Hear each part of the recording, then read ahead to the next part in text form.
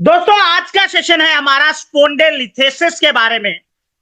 स्पोंडिलोलिथेसिस एक ऐसी कंडीशन जहां पे वर्टिब्रा स्लिप हो जाती है आगे की तरफ वर्टिब्रा से पहले। यह कब होता है? यह बॉडी के स्पाइन के किसी भी पार्ट में हो सकता है, लेकिन यह सबसे ज्यादा लोअर बैक में दिखाई देता है। लंबर स्पाइन में यह होता है। स्पोंडिलोलिथेसिस कई कारण से हो सकता है।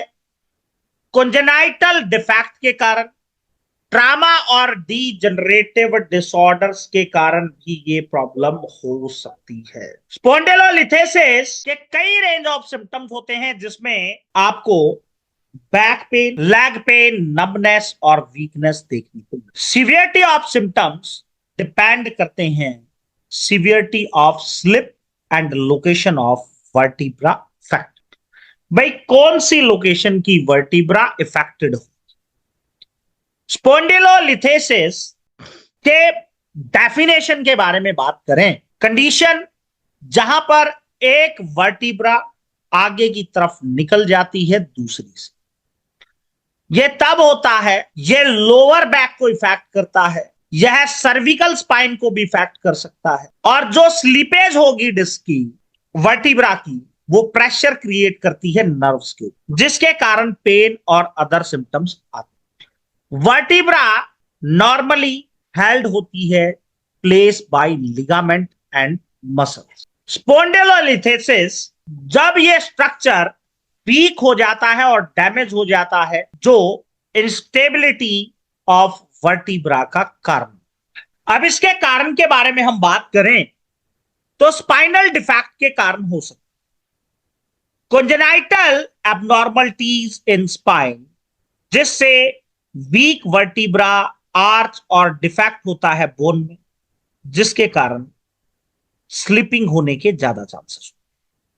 रिपीटेटिव स्ट्रेस, कुछ प्रोफेशनल ऐसे होते हैं जहां पे रिपीटेटिव स्ट्रेस आता है लोअर बैक पे, जैसे वेट लिफ्टर, मैनुअल लेबर, जिसमें एक्सेसिव स्ट्रेन आता है वर्टिब्रा के ऊपर और स्लीपेज हो सकता। ट्रामा और इंजरी, कुछ ट्रामेटिक इवेंट जैसे गिरना, car accident, fracture, dislocation of spine, जो स्पोंडिलोलिथेसिस का कारण बन सकता। अगर हम बात करें स्पोंडिलोलिथेसिस के बारे में तो उसके टाइप्स, पहला है डिस्प्लास्टिक स्पोंडिलोलिथेसिस।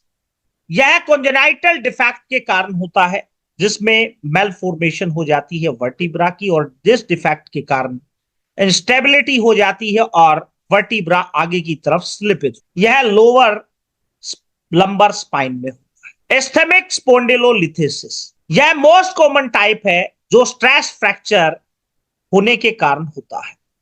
यह स्मॉल सेक्शन जो वर्टिब्रा का है उसमें इंट्रा आर्टिकुलर पार्ट्स में होता है।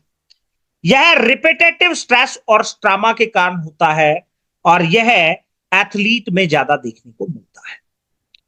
डीजनरेटिव स्पोंडिलोलिथेसिस, यह टाइप डेवलप होता है age related wear and tear of facet joints के। यहां पे स्मॉल ज्वाइंट जो कनेक्ट होता है वर्टिब्रा से। दिस टाइप एक कॉमन ओल्डर इंडिविजुअल जो एसोसिएटेड होता है ऑस्टियोआर्थराइटिस के साथ।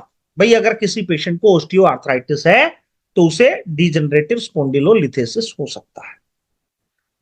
ट्रोमेटिक स्पोंडिलोलिथेसिस, ये टाइप है, ये सीवियर इंजरी ऑफ स्पाइन के कारण होता है, जिसमें फ्रैक्चर और डिसलोकेशन हो जाती है, जिसमें स्लिपेज होती है वर्टिब्रा की आगे की तरफ। यह एक्सीडेंट और हाई इंपैक्ट इंजरीज के कारण होता है।